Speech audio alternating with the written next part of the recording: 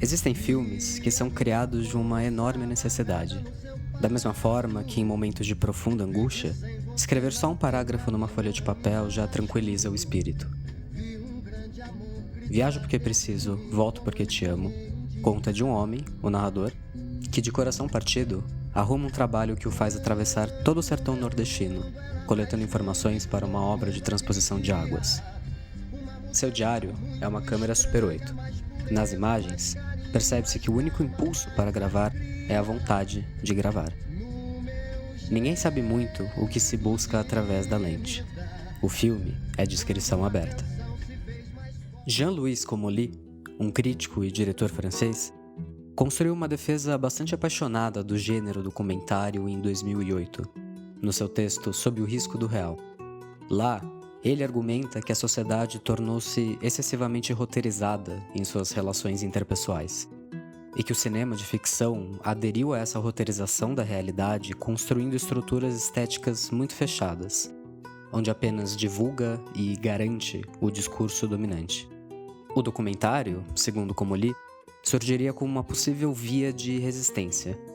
Ele ocupa as fissuras do real e ameaça a ficção, porque desafia a forma a se estruturar em torno de algo do qual não tem controle. Assim, o documentário recuperaria a linguagem em seu aspecto livre e criativo, mais empírico, menos programático.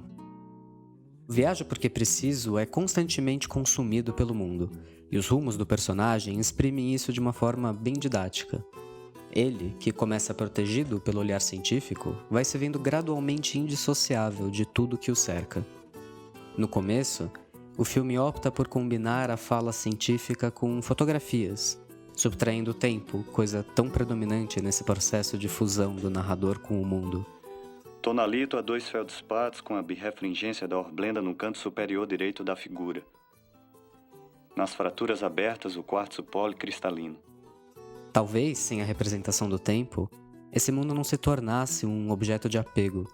Mas essas fotos não duram, e os planos sequência que mostram a solidão de dentro do carro, com o céu imponente e os dias passando em segundos, ressignificam a fuga e, aos poucos, amenizam o medo de se perder.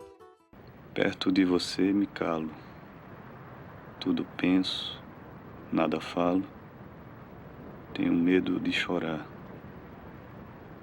Nunca mais quero seu beijo, mas meu último desejo você não pode negar. Como ele não erra em reivindicar que a linguagem retorne a esse estágio. Quanto mais próxima ela estiver do imaginário de quem a utiliza, melhor e de forma mais íntima ela expressa o contato do sujeito com o mundo. Como o autor mesmo coloca, as condições da experiência fazem parte da experiência. Apesar de admitir que o documentário seja subjetivo, é um erro crer que este se aproxima mais do real que a ficção. A começar pelo fato que o documentário também é uma peça de ficção. Primeiro, porque o indivíduo escolhe o que gravar com base nas imagens que interessam ao próprio indivíduo. O real, então, é necessariamente filtrado. Em casa galega tem uma orquídea que representa sua admiração pelas flores monocotiledôneas. Mas sua verdadeira e grande paixão são as samambaias. Aprendi muito com ela e com suas plantas. Mas mesmo se assumirmos que o dito real é o próprio conflito entre espírito e natureza, as críticas de Comolli à roteirização da arte se direcionam a uma noção falsa de que este é um processo distante do espírito. Tão não é que mesmo o documentário mais aberto passa por uma montagem, adquirindo uma ordem que pode não ser de causa e consequência, mas ainda possui um significado. O próprio filme mostra isso com suas imagens finais. O personagem, transformado por seu tempo de solidão, menos amarrado ao amor perdido, caminha pelas ruínas de uma cidade inabitada, cercada por um rio. 1 hora depois de imagens tão áridas, o sertão vira mar. É possível que Comolli considerasse essa progressão simbólica como programática, ou que não considerasse Viajo porque preciso um documentário. Minha vontade agora é mergulhar para a vida. Um mergulho cheio de coragem. A mesma coragem daqueles homens de Acapulco, quando pulam daqueles rochedos. Eu não estou em Acapulco, mas é como se eu estivesse. O personagem teve o desejo de fugir. O contato com esse novo real parte de uma vontade, e a vontade absorve o que é interessante a ela e transforma em signos importantes para o subjetivo. Organizar estes signos não diminui o impacto da coisa inicial. A relação do sujeito com o mundo, afinal, nunca é pacífica, e o documentário apenas assume esse conflito. Hora de tomar medida das fraturas. Elas parecem que se repetem. 38/85, 40/87, 110/88, 120/89. Exasperante. Essa repetição só confirma a monotonia da paisagem. Exasperante. O narrador passa uma boa parte do filme repudiando o mundo que ele próprio viu como fuga. Isso não passa despercebido na imagem quando essa derrete diante dos olhos, perdendo a forma e ficando ainda mais distante. Mas ainda existe uma contemplação positiva. Os longos planos sequência mostram que a monotonia da paisagem não deixa de ser sedutora. Apesar dos encantos, o narrador não abandona sua bússola que aponta para o passado. Sua conclusão, afinal, é que viaja porque precisa, não volta porque ainda ama. A viagem apenas transforma o amor em memória, parte indissociável do espírito, que não precisa da experiência para existir. E como é que o contato com o desconhecido esclarece o espírito quanto a esse amor? O que tem nesse mundo? O narrador encontra alguma coisa?